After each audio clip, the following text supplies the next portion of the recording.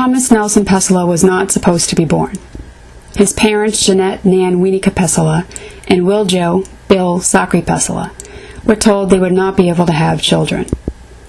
Therefore, when the miracle baby arrived in Fitchburg, Massachusetts on August 18, 1949, it marked the first of many instances in which Tom would pleasantly surprise people by overcoming the odds stacked against him.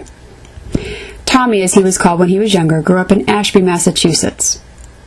His paternal grandparents, Zachary and Alina Pesola, bequeathed a 40-acre plot of land to Bill and Nan, on which they planned to build a house. Tommy's father built a garage as a temporary form of shelter for the family to live in while he built their dream house. Unfortunately, Bill's alcoholism so debilitated him that he never got around to constructing the house, and it was the garage that Tommy called home. And most of our playing was at his house. Nan was a fantastic mother because she really got the neighborhood kids. There's a very few of us, but no toys, just made up games and frolicked among the stone wall. And, of course, on the farm with the grandparents. And, of course, that was always centered around food. A pot of berries on the stove, like blueberries and strawberries, and put over rice pudding. And the weekends were the big thing because family would always try to get up to the farmhouse to see the folks. No stoplights, the school and a general grocery store, 2 churches, no Catholic church. You had to go out of town to be if you were Catholic. And then the center was, they called the Center Commons, which every Wednesday night was a band concert. And a local band would get together and play music. And I know he was valedictorian. And, of course, everybody used to tell me my cousin was very bright. Tom's friend, Rudy, had a little shack right by this swimming hole. And I think Tom must have gone swimming there quite a bit. It was just down the road from his house. And it was just a brook, cold water brook running through. And it was wonderful. That's the life in Ashby. Tommy excelled in school and had excellent teachers who led him down the right path. He was involved in many activities, particularly athletics. He played on his high school's basketball team for 3 years and served as team captain, and he pitched for Ashby High's baseball team for 4 years. In addition, he was the president of his high school's National Honor Society, and he served as class treasurer for 3 years.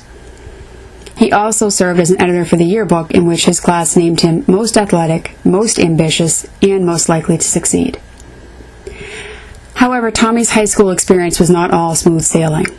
He suffered a major setback in 1965 during his sophomore year when he was diagnosed with type 1 diabetes on April Fool's Day. His family ensured he received proper medical care, and Tommy spent weeks at a time at the Joslin Clinic in Boston, learning how to manage his diabetes, which gave him the foundation he needed to take good care of himself and avoid many of the ailments that plague diabetics. His world turned upside down again during the spring of his senior year, when he learned his girlfriend was pregnant. Together they made the decision to put the baby up for adoption so that they could pursue their college educations and the child could have a better life than what they could provide. Despite these diversions from his path, when Tommy graduated in 1967, he did so as the valedictorian of his class on his way to Northeastern University. When we first met at Northeastern Pharmacy School, it was the fall of '67. We were in all our classes together. We were in the same division, and also we pledged the same fraternity. I was notorious for not wanting to go to 8 o'clock classes, but a lot of these classes we had to take because we need to keep up a QPA.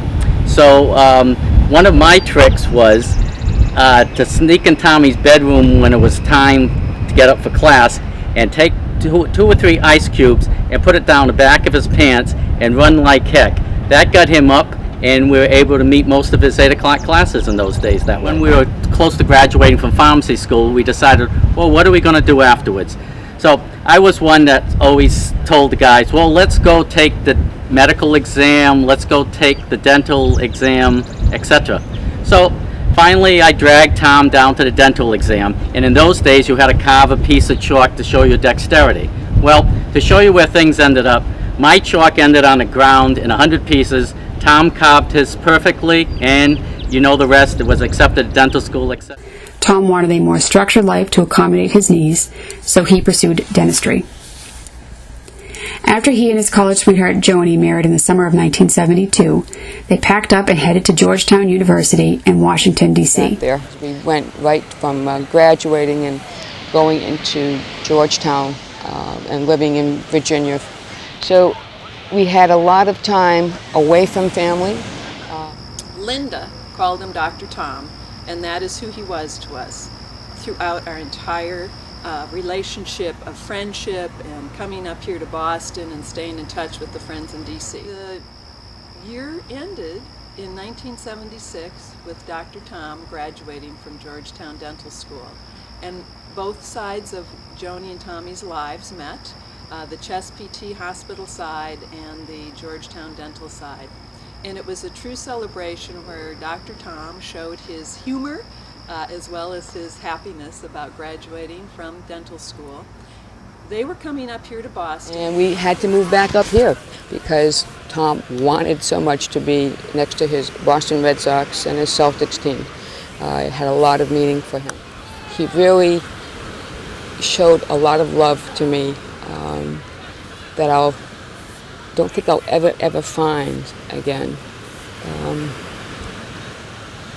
I know that he's left me with two beautiful daughters who are so talented, and I thank him for that. Right, and it was typical of my father because if you were important to him and something was important to you, he made sure that it was worth remembering. And the kind of mind he had, he could remember it. He just absorbed everything. And these trivia facts, these kind of minute details, he would be able to remember them and recall them rather quickly.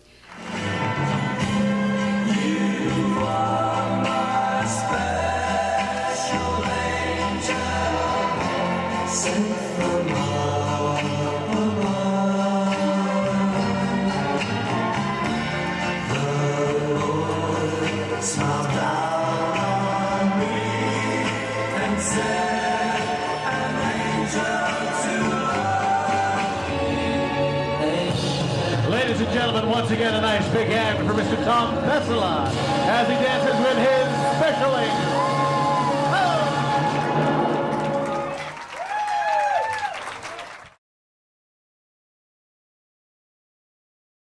He would call me Little Pess. He would call me number 13 for my soccer number. He would call me Ace when we played cards together, and he called me his little girl. In turn, I called him number 33 for his basketball number. I called him Pushki Bubba when we used to wrestle when I was little. I called him a big lug when we wrestled too. I would call him anything also from the Patriarch to just Pesola to Master Yoda to Tom Pes 33 or TNP. That man had more nicknames than anybody I know. He's mounting, folks.